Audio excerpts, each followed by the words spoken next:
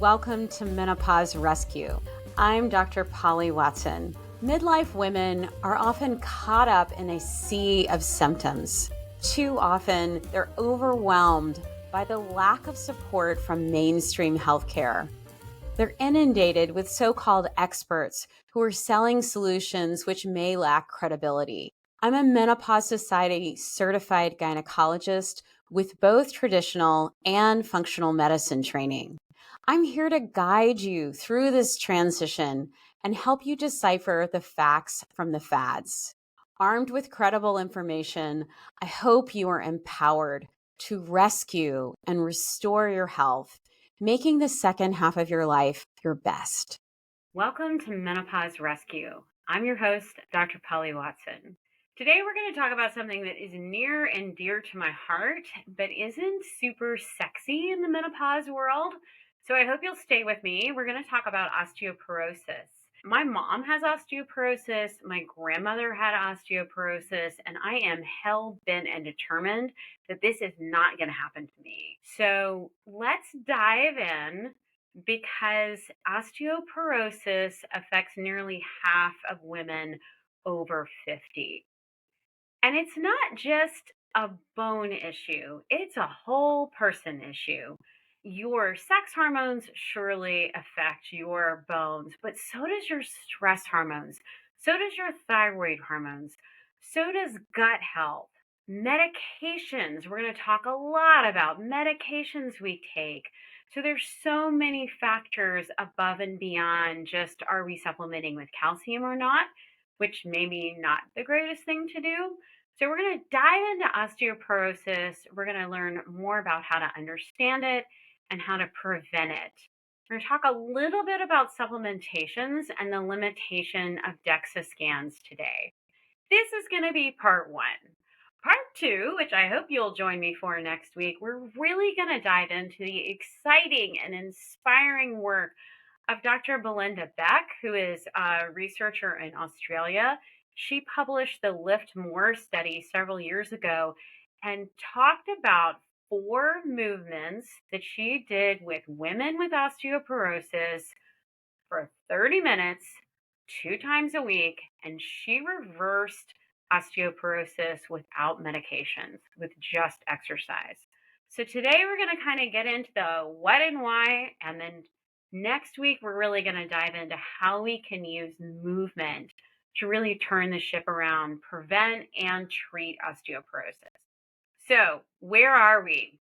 40% of women over the age of 50 will break a bone because of osteoporosis. And yet, many of us don't realize that we're at risk for this.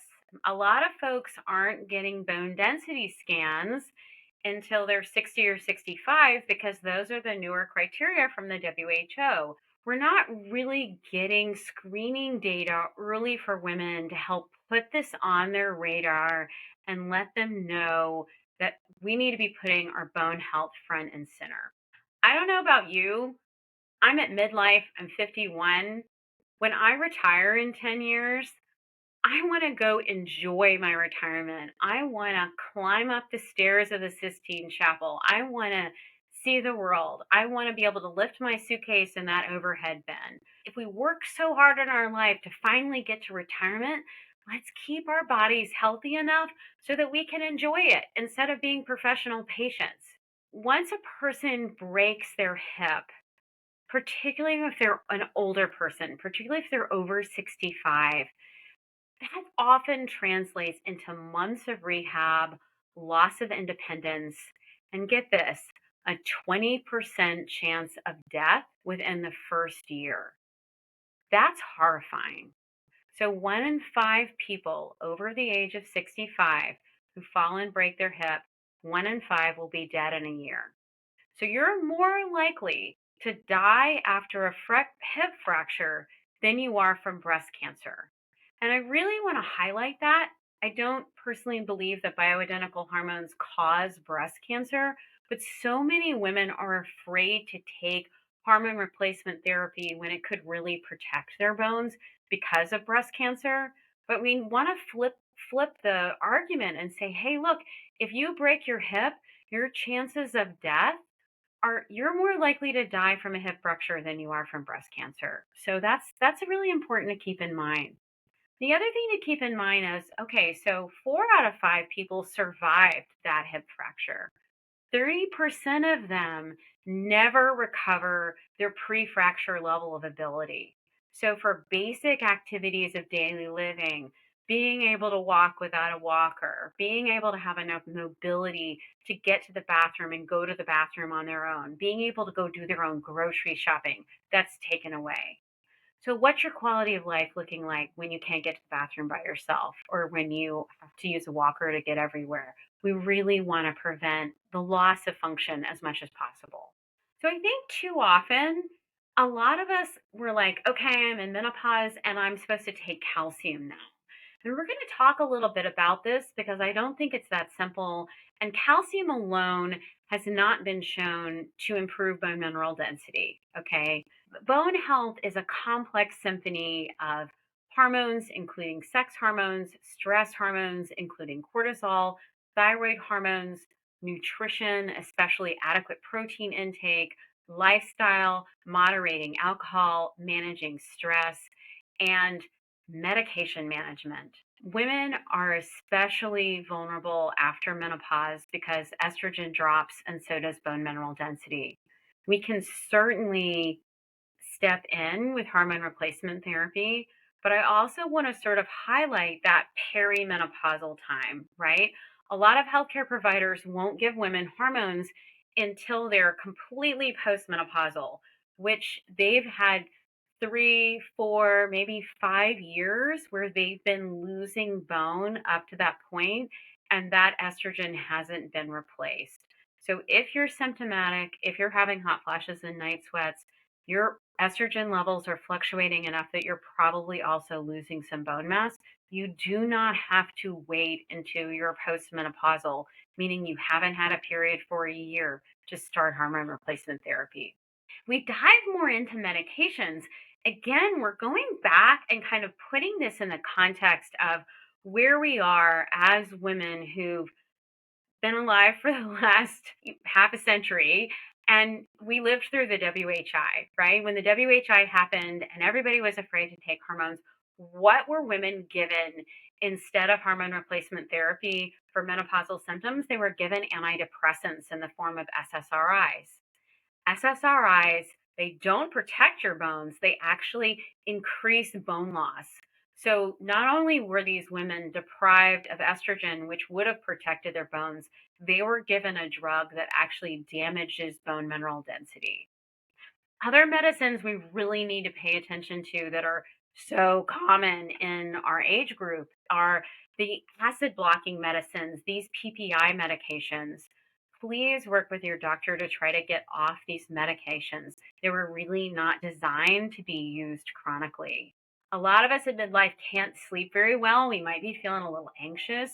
The medicines like Ambien or Lunesta, these hypnotic medicines, the anxiety medicines that are unfortunately habit forming, like Xanax and Valium, all these drugs, not only are they not great for your neurocognitive health as you move forward, which also could affect your fracture risk, but they themselves, the medications themselves, contribute to bone loss.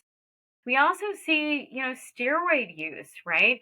Autoimmune disease kicks up in midlife as estrogen's coming down. Estrogen's anti-inflammatory. It helps modulate our immune system. We'll see an uptick in autoimmune arthritis, like rheumatoid arthritis, those kind of things, lupus, all that stuff starts to kick up at midlife. It's often treated with steroids. Steroids can cause significant bone loss, particularly when they're used long term. Another thing that we're really struggling with in this season, particularly if we're not getting our menopausal symptoms addressed, is sleep and stress, right? So, in that WHI study, women who slept less than 7 hours a night had greater poor bone mineral density than women who got more than 7 hours of sleep a night. So, sleep is so important. Stress hormone or high cortisol. So we're not talking about like pathologic levels of high cortisol, like people who have Cushing's disease. People who are have technically normal levels of cortisol, but they're at the upper limit of normal. They're kind of the wired and tired crowd. Higher levels of cortisol have been associated with lower bone mineral density. Stress hormone degrades bone. So this is such an important time to say, okay, I got to step forward in my life. I got to take some time for me, the yoga, the meditation, taking a walk outside with my friends, connecting with my pet and going for a walk with a dog, whatever it is for you, calling your girlfriend from college, something that gives you social connection, that helps you reset, taking a break in the middle of your workday, whatever it needs to be to help let your nervous system reset is not just helpful for your mental health, but also helpful for your bones. A lot of us in midlife do not love the menopausal middle. I call it the SpongeBob body. Where did my waist go? Right? Like as we transition, a lot of us will accumulate a lot more fat around our middle. And we were sort of used to having like a waist and we had hips and we looked like a hourglass figure. And now all of a sudden here's SpongeBob and we've lost our waist. I get it. It's not fun. It's super frustrating. But restricting your diet significantly, not eating adequate protein is going to diminish your bones. And so it's super, super important to make sure you're getting adequate nutrition, especially in women that are going to the gym and we're trying to build muscle and lift weights. We're never going to get that muscle gain if we don't have adequate nutrition. So, how do we measure for osteoporosis? How are we evaluating if this is even a problem? And the way we typically do this in conventional practice is to do something called a DEXA scan, which is measuring bone mineral density.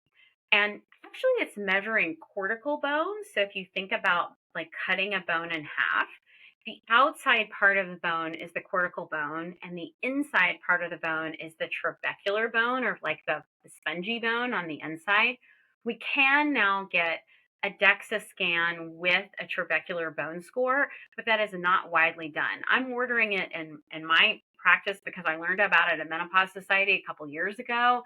But not even everybody in Raleigh is as a routine offering a trabecular bone score as part of a DEXA scan. So we're just going to kind of focus on the DEXA scan today because that's what most people have access to.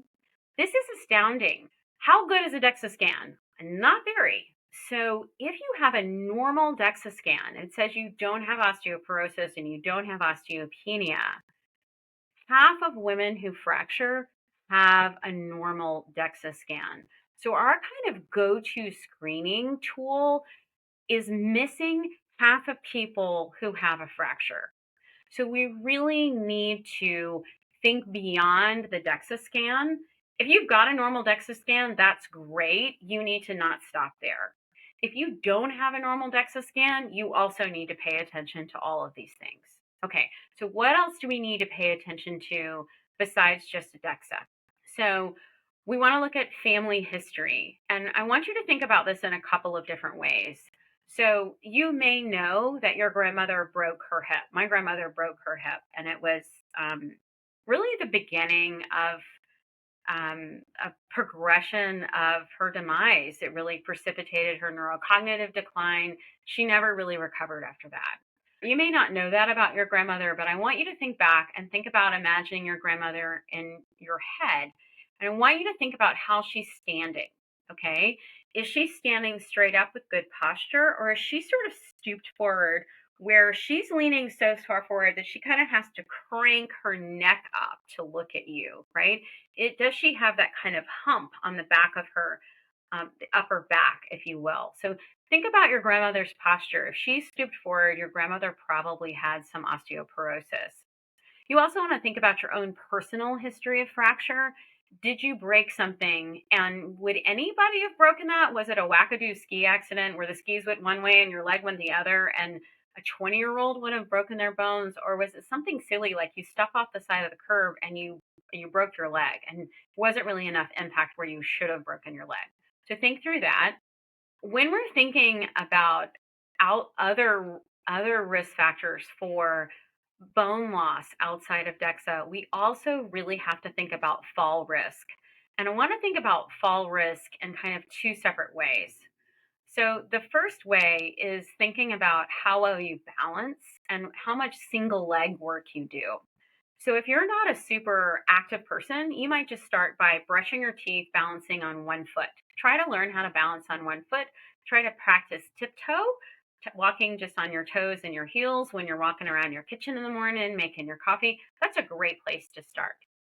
If you are an exerciser, make sure you're getting in single leg work, right? So if you're doing a deadlift, can you do a single leg deadlift? If you can do a squat, can you do a curtsy squat? I want you to make sure you're incorporating single leg work in your everyday. If you're a yogi, you're doing tree pose, you're doing half moon, you're doing those kind of things. We all want to work on balance. So that's the first thing. The second thing that we want to think about for ourselves, and especially if we're advocating for loved ones that are senior citizens and beyond, we want to look at polypharmacy. What does that mean? Polypharmacy just means many drugs, right? So typically we call it polypharmacy if someone's on 5 or more medications.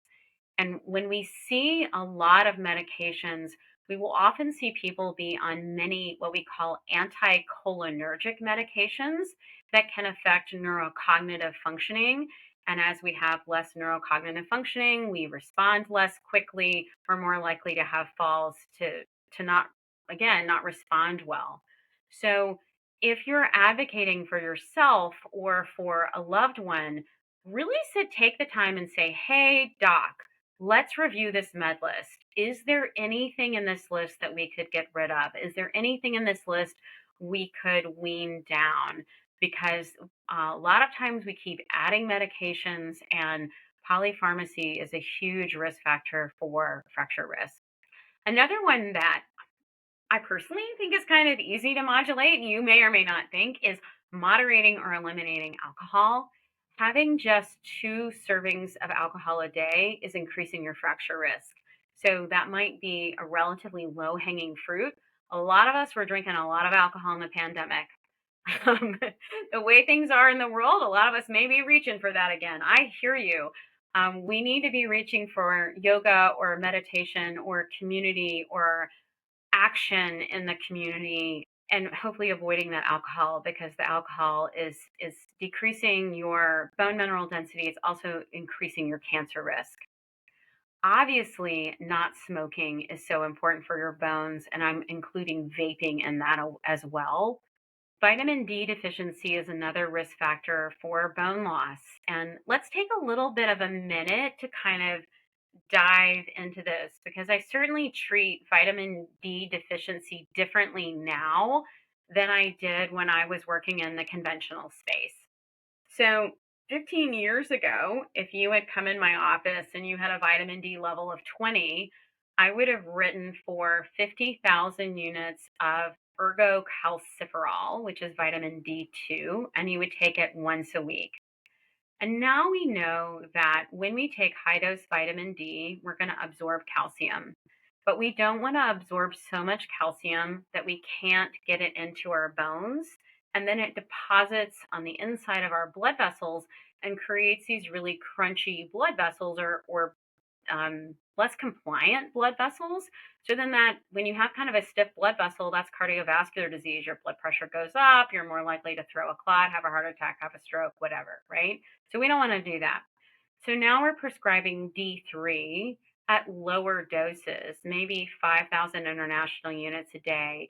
And we're combining that with K2 so that when we increase the calcium absorption, it's going into the skeleton and not getting deposited in the soft tissue. So that's another really important thing to bring up if you're on the kind of old fashioned high dose ergocalciferol or D2. A lot of us as women are coming into midlife with a history of poor nutrition. And what do I mean by that, right? So you and your healthcare provider, if they're not your family medicine doctor that have known you since you were knee high to a grasshopper, which, that doesn't happen very much anymore, They may look at you and say, this is a healthy person sitting right in front of me. And they may not think to ask, hey, what was your nutrition like when you were building your skeleton?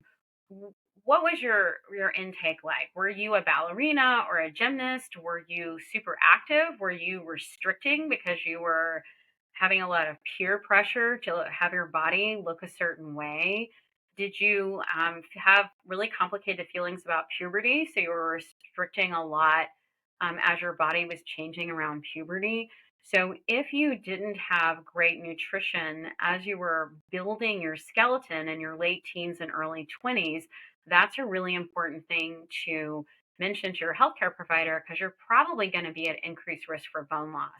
It's not that there are not things we can do about it, but we need to have that on our radar so we can help be a lot more proactive than if we're assuming that that didn't happen.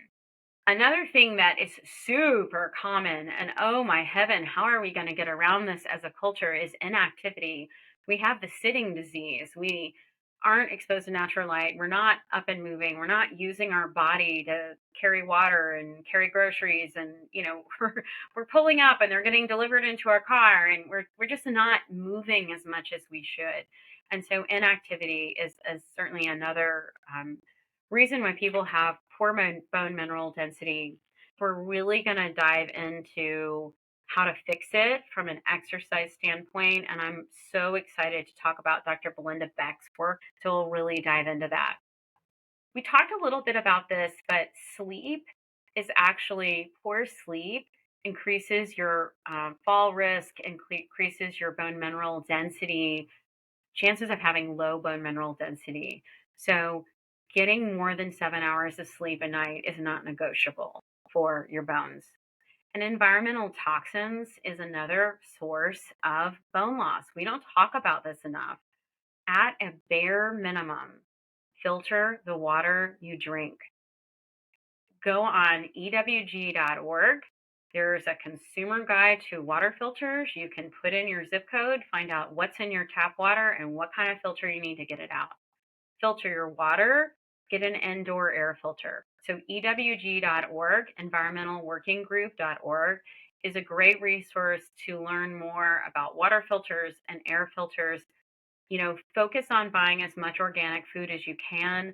Certainly pay attention to the dirty dozen and the clean 15. You want to make sure that strawberries and spinach and apples and foods like that are all organic because that's where a lot of the pesticides lie.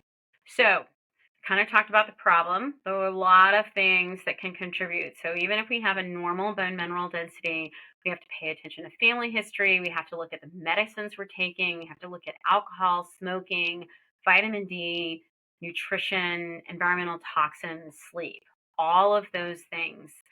So what are we going to do about it? Well, we're going to think about a Mediterranean diet with whole foods, low processed foods. We're eating plenty of fiber, 25 to 35 grams of fiber a day, healthy fats like avocado oil, olive oil, walnuts, wild caught fish, regenerative grass-fed meat. We're really focusing on adequate protein. And this is a little controversial. You can get a lot of different answers if you ask 5 experts. You may get 5 different opinions on what does adequate protein mean. Here's what I would do. I would look at your quote unquote ideal body weight. So if you're 5 feet tall, that's 100 pounds for the first 5 feet, and then 5 pounds for each inch over that. So if I'm 5'2", my ideal body weight is 110. I have not weighed 110 since 2000, but that's okay. I'm going to shoot for 110 grams of protein a day, so a gram per pound of ideal body weight. If that sounds insane to you, that's okay. Start a little bit lower. Maybe do 0.7 grams of protein per pound of ideal body weight. So then, you'd put me between 70 and 80 grams of protein a day. That might feel like a beginning. I would definitely try to push towards that 1 gram of protein per pound of ideal body weight if I was lifting, if I was trying to build muscle, which I would argue that all of us in midlife should be doing. So we want to have an adequate diet. We can eat for our bones. We can move smarter. We're going to really focus on weight bearing activity. We're going to focus on balance work, single leg work. We're going to focus on agility training, right? So we can respond quickly, and that's going to help us respond if we're taken off balance and we need to catch ourselves with a fall. We're going to prioritize sleep, trying to get at least 7 hours of sleep a night. I need more than that. I'm an 8.5, 9 hour a night kind of girl. But 7 hours is the minimum for bone health. We really need to focus on managing stress. And I can't emphasize this enough. A yoga class once a week is fantastic. I thought I was going to kill everybody in my life yesterday. I went to yoga and my whole family noticed. They're like, okay, you're back. That's great. We really didn't like the other you. That's fantastic. But don't feel like you have to get away to a yoga class. Even 4 box breaths, taking 3 long exhales, particularly if you occlude your right nostril and you breathe through your left nostril, you can have these little relaxation snacks through the day. Anything you can do to reset your nervous system, a little dose multiple times a day is more effective than one moderate dose one time a week. So if it's just taking 3 slow breaths, if you want to pull up the aquarium live stream on Go Explore and watch jellyfish across your screen, totally fine. Better yet, turn off the damn screen and walk around the parking lot at your job and just listen to the birds for a minute. Anything you can do to ground and reset yourself to kind of get those cortisol levels down is going to help your brain health. It's really going to help your bone health. And then we really want to surround ourselves with support. So we know that social isolation is not healthy. It's not, because we become less and less active, right? We want to get out and play pickleball with people. We want to get out. If you're in a book club, that's great. You're still walking to and from book club. We want to keep people active. We want to keep them connecting with each other. Again, we talked about protein. 41% of women eat less than the RDA for protein. I would argue that the RDA for protein isn't enough, but almost half of women aren't even getting that. So we really need to make sure that we're having enough protein. Okay, so we talked about diet, sleep, community. What about supplements? Because I think this is a huge area where a lot of women get confused. Most of us know about calcium and vitamin D, and we touched a little bit on vitamin K2, but I think this is important to kind of drill down because there's some subtleties here that probably really matter. And this is frustrating because there are 2 forms of vitamin K2, MK4 and MK7, okay? A lot of the literature, when you look at studies that have looked at bone density and vitamin K, they don't specify what they're talking about. So that's a fallacy. A lot of the Japanese research uses MK4, and they've shown that MK4 can reduce fracture risk. It acts quickly, but it doesn't stay in the bloodstream very long. So it often has to be taken multiple times a day, which is pretty inconvenient. MK7 is much more convenient. 1 dose lasts all day, but there's a lot less evidence for actual fracture prevention. So if we're really trying to dive into fracture prevention, we probably want to get an MK4 and dose it more than once a day. What about calcium? Well, I said this already. Calcium alone hasn't been shown to decrease fracture risk, but calcium in conjunction with vitamin D, vitamin K, maybe some strontium as a combination, and I would argue also with weight training, balance training, agility work, then we might be talking about making some progress. So if you're going to take calcium, we need to go over a couple of things. The type of calcium matters. So calcium citrate is better absorbed than calcium carbonate, okay? And with calcium, more is not better. So I've certainly met women that came into my office and they were taking Citracal and they were taking 12 to 1400 milligrams of Citracal a day, And then I review their diet and they're having yogurt for breakfast, cottage cheese for lunch, and 2 cheese sticks for snack. That's too much calcium. You don't need that much. So you should not have more than 2,000 milligrams of calcium a day with your diet and supplements combined. Because again, we talked about this with the vitamin D. If we take in more calcium than we can absorb, it deposits on the inside of our blood vessels, leaving us with these crunchy, rigid blood vessels, and that leads to cardiovascular disease. A lot of folks maybe want to skip supplements. I'm a huge fan of getting nutrients from food whenever possible. So in the show notes, we will list foods that are high in calcium, foods that are high in vitamin K. So you will have this as a resource. The good news is a lot of the dark green leafy vegetables that we often recommend for calcium intake also contain vitamin K, like collard greens, turnip greens, spinach, kale, broccoli. I'm in Raleigh, North Carolina, and I grew up in Atlanta, Georgia. If you are listening to this and you live outside the South, I would love to know if you all eat collard greens and turnip greens, because I kind of thought this was something we only ate in the South. So let me know if you guys even know what I'm talking about. The joke at my family, we'll just have a little minute to laugh. Mom and I were making collard greens a long time ago, and they these big giant leaves, and you stem them, and they're sandy and they're full of dirt. And Mom looks at me and she says, "We eat what other people consider yard trash." I thought that was fantastic. But collard greens are actually really good for you. All right. What about medications? And this is really tricky. I'm not going to take a super huge deep dive here, but a lot of the pharmaceuticals, when you actually look at the studies, the people that were excluded from participating in the studies make up more people that we use these drugs on. So, most women would have been excluded from the clinical trials that were used to approve osteoporosis drugs. So, that leaves us in a real pickle if we're trying to think about the actual population in which that we use these medicines. If they were excluded from the testing groups, how do we even know how to guide patients on these medicines?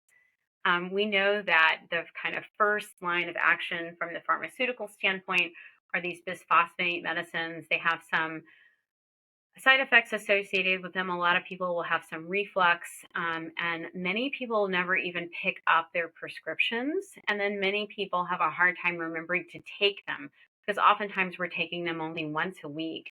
They have to have a 70 to 80% compliance rate to work, which means that out of 10 doses of medicine, you needed to get 8 of them in you. What about hormone replacement therapy?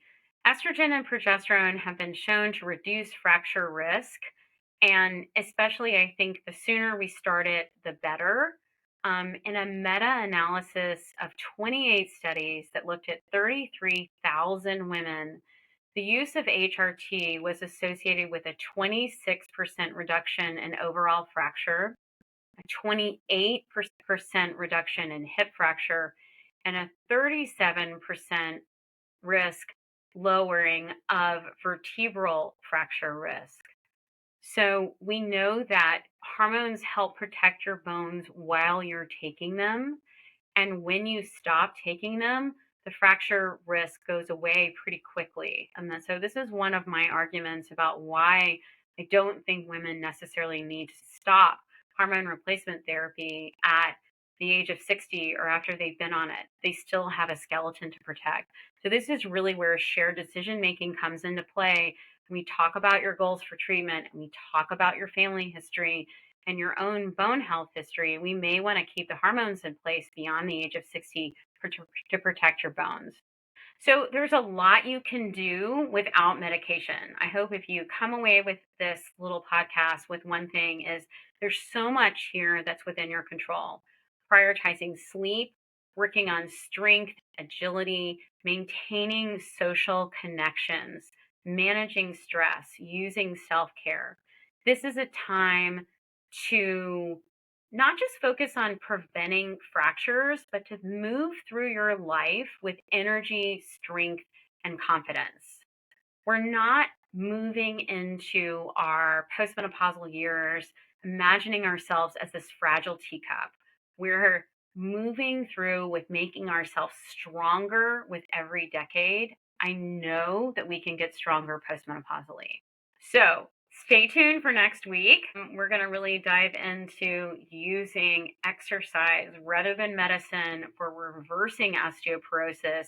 I think you're going to be blown away by this data, and I look forward to seeing you then. Thanks for listening to Menopause Rescue. We hope you've enjoyed this podcast and it helps you create some time and space to make this the best half of your life. If you've enjoyed this content, please leave us a 5-star rating and review. This helps other listeners find this resource and rescue and restore their health. If you enjoyed this topic and want to learn more, check out our resource guide for this episode. If today's podcast resonated with you and you want to take a deeper dive, check out my educational resources. We offer basic membership, which is an archive of over 100 videos on menopausal topics ranging from bone health to libido. We add to this archive every month, so the resource becomes richer and richer over time. If you're looking for a menopause expert and live in North Carolina, take our free online class and see if we're a match for your needs. It's called Are We a Good Fit? And is a quick and easy way to learn more about our practice and what it has to offer. Hey, this is Dr. Watson. This is just a friendly reminder that this podcast is for general information purposes only and does not constitute the practice of medicine. No doctor-patient relationship is formed, and any information you get from this podcast is considered educational only. You should make medical decisions with your healthcare provider. The content of this podcast is not intended to be a substitute for professional medical advice. Listeners should not disregard or delay in obtaining medical advice for any medical condition, and they should seek assistance from their healthcare professionals.